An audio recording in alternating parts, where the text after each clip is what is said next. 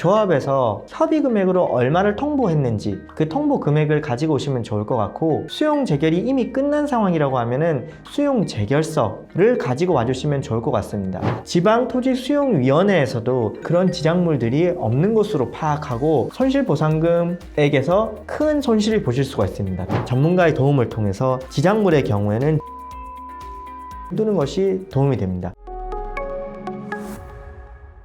안녕하세요. 건평법률사무소 김건우 변호사입니다. 저는 대한변호사협회의 재개발, 재건축, 그리고 부동산 분야가 전문 분야로 등록되어 있습니다. 오늘은 수용 절차에 관련해서 많은 사람들이 문의를 주고 계셔서 수용 절차가 어떤 경우에 문제가 되는지, 또 이와 관련해서 어떤 문제점들이 있는지를 질문을 받아서 답변을 드려보도록 하겠습니다. 먼저 수용 절차가 문제되는 몇 가지 경우에 대해서 살펴보도록 하겠습니다. 우선 도시정비법상 재개발 사업의 경우에 재개발 사업에 동참하지 않으시는 분들, 특히 분양 신청을 하지 않으시는 분들의 경우에는 수용 절차로 가게 됩니다. 참고로 재개발 사업은 재건축 사업과 달리 조합원 강제 가입주의라서 재건축 사업은 사업 초기부터 재건축 사업에 반대할 수가 있는 반면에, 재개발 사업은 사업구역이 지정되고 나면은 그 사업구역 안에 있는 조합원들은 일단 무조건 조합원으로 가입되게 됩니다. 다만 추후에 사업시행 계획 인가가 나고 분양 신청 단계에 이르러서 분양 신청을 하지 않는 방법으로 조합원 자격에서 빠져나올 수가 있는데요. 그렇게 되면은 현금 청산자의 지위를 득하게 되고, 이 경우에 조합은 조합원과 현금 청산금에 대한 금액에 대한 합의가 충분히 원활하게 되지 않는 경우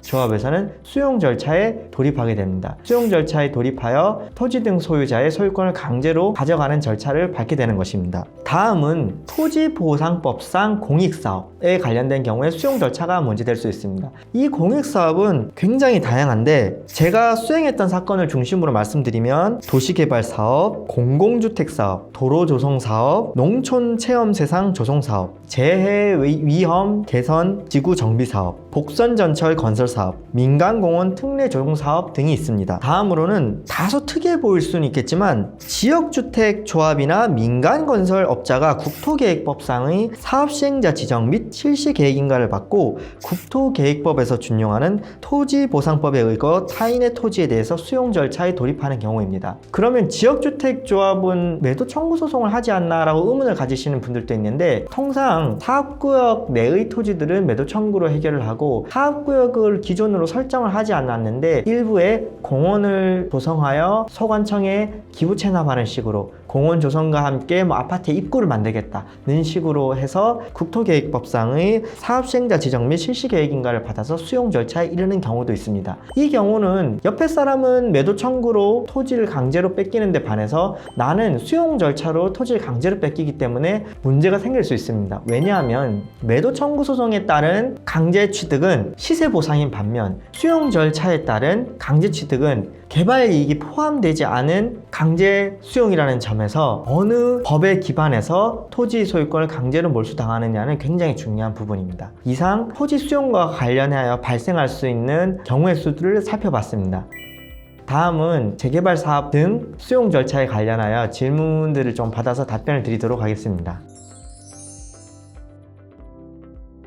협의 절차, 수용 절차는 보통 협의 절차, 그리고 협의가 되지 않으면 수용 절차, 수용 절차 내에서는 수용 재결, 지방토지수용위원회의 수용 재결, 그리고 그 다음 여기에 불복할 경우 중앙토지수용위원회의 이의 재결, 그리고 여기에 불복할 경우 행정소송, 손실보상금 청구소송이라고 합니다. 행정소송으로 가서 현금 청산 금액에 대해서 다툴 수가 있습니다. 이때 대부분의 의뢰인들께서 변호사를 선임하는 것에 대해서 비용 부담을 느끼시고 소송 단계에 이르러서 전문가를 선임하려고 하는 경우가 있는데, 그러면 협의 절차, 수용 재결, 이의 재결 단계까지 충분히 반영되어 저희 의견을 충분히 피력하여 현금 청산 금액을 올릴 수 있었음에도 불구하고 그런 부분들이 전혀 이루어지지 않은 상태에서 소송으로 모든 것들을 해결하려고 하면 힘든 경우들이 왕왕 있습니다. 그리고 변호사 선임료와 관련해서도 소송 단계에서만 맡기는 것과 수용 절차, 협의 절차부터 맡기는 것에 있어서 그렇게 큰 금액 금액 차이가 나지 않습니다. 그렇기 때문에 토지 그 재개발 등 사업구역에서 수용 절차가 문제된다라고 하시면은 협의 단계부터 전문가와의 논의를 통해서 어떻게 하면 내 현금 청산 금액을 올릴 수 있는지 부분들을 같이 고민을 해보고 전략을 빠른 시일 내에 세워보시는 걸 추천드립니다. 지금 어떤 단계인지에 따라서 다른데 제일 시작점인 협의 절차라고 한다고 하면은 조합에서 협의 금액으로 얼마를 통보했는지 그 통보 금액을 가지고 오시면 좋을 것 같고, 수용 재결이 이미 끝난 상황이라고 하면은 수용 재결서를 가지고 와주시면 좋을 것 같습니다. 기타 조합에서 배부한 공문들이 있으면 모두 모아서 가지고 와주시면 좋을 것 같습니다. 오시기 전에 현금 청산 금액을 당장이라도 줄 수 있는지 정도의 조합 입장은 듣고 오시는 것을 추천드립니다. 협의서에 보면 왕왕 토지 등 소유자, 저희 의뢰인들께서는 난 수용이 싫어, 난 무조건 버틸 거야 라는 생각으로 조합 관련자들이 방문하여도 대문을 걸어 잠그고 문을 열어주지 않는 경우들이 왕왕 있습니다. 그렇게 되면 어떤 문제들이 생기냐 하면은 조합에서는 수용 절차에 돌입하기 전에 협의 금액을 제시하게 되는데, 조합 관련자들이 와서 대문 안에 뭐가 있는지, 마당에 나무가 있는지 없는지, 관련된 무슨 나무가 몇 그루가 있는지 등등 이런 것들을 확인할 수 없는 문제점들이 있습니다. 그 마당에 별채가 또 있다라고 하면 별채가 있는지 없는지 이런 것들을 확인할 수 없는 문제가 있기 때문에 협의 보상 금액에 아예 목록이 빠져 있는 경우들이 있습니다. 하지만 이런 상태로 이런 것들이 보정되지 않은 상태로 수용 절차로 넘어가기면은 지방토지수용위원회에서도 그런 지작물들이 없는 것으로 파악하고 손실보상금액에서 큰 손실을 보실 수가 있습니다. 따라서 협의 단계에서 목록이 맞는지, 누락된 지작물은 없는지 등을 확인하시어 그런 누락된 지작물이 있다라고 하면은 그런 부분들을 다시 목록으로 만들어서 제출한다거나, 또는 요 지작물은 최소한 얼마 정도의 금액을 받아야 된다는지 의견을 전문가를 통해서 필요하는 것은 굉장히 큰 도움이 되실 수가 있겠습니다. 또 매도 청구와 달리 수용 절차에서는 개발 이익이 포함되지 않는다고 잘못 알고 계시는 분들이 있는데, 반은 맞고 반은 틀렸습니다. 원칙적으로는 그렇긴 한데, 토지 수용 절차라고 하더라도 인근에 다른 개발 사업이 있다고 하면은 그 개발 사업에서 발생하는 개발 이익은 포함하도록 하고 있습니다. 따라서 그런 부분들까지도 전문가의 조력을 받아보신다면 충분히 현금 청산금을 높이는데 큰 도움이 되실 것으로 보입니다.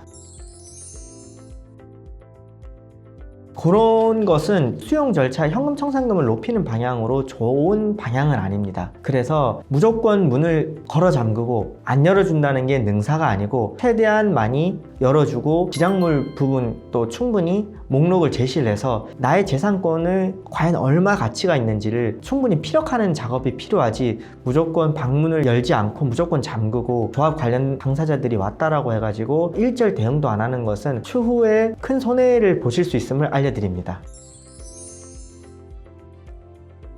수용 재결이 나오게 되면은 소유권이 넘어가게 됩니다. 사업 시행자인 조합 앞으로 소유권이 넘어가게 됩니다. 이게 무슨 뜻인가 하면은, 일반적인 매매와 달리 토지보상법에서는 수용 재결이 있는 경우에 수용 개시일을 설정해 뒀습니다. 그 수용 개시일에 일괄하여 토지 등 소유자의 소유권이 사업 시행자 앞으로 넘어가게 됩니다. 그 땅 또는 건물의 소유권은 조합 앞으로 넘어가기 때문에 조합은 그 토지 위에 건물이 있다고 하면 그 건물을 철거할 수도 있는 상황에 놓이게 되는 것입니다. 토지와 발이 달린 게 아니기 때문에 어디로 도망가지 않는데, 지작물에는 뭐 건물도 있을 수도 있고 나무도 있을 수가 있겠죠. 그 지작물은 철거될 수가 있는데, 추후에 이 청산 금액이 마음에 들지 않을 경우에는 행정소송, 손실보상금 청구 소송으로 가서 이런 부분들을 다퉈야 되는데, 법원에서는 법원 감정을 통하여 그 청산금을 정하게 됩니다. 하지만 법원 감정을 하려고 하더라도 지작물이 현존하고 있어야 되는데, 그 법원 감정을 할 시점에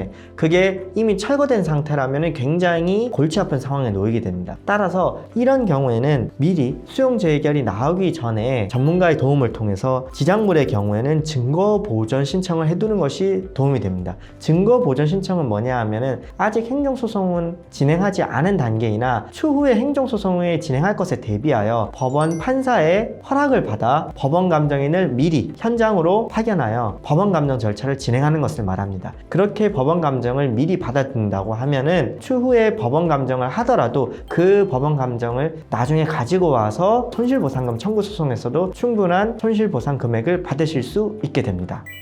이런 부분들을 좀 참고하셔서 우리들 그 소중한 재산권이잖아요. 그런 재산권들이 충분히 침해받지 않도록 충분히 고민을 해보셨으면 좋겠습니다. 예, 이상입니다. 감사합니다.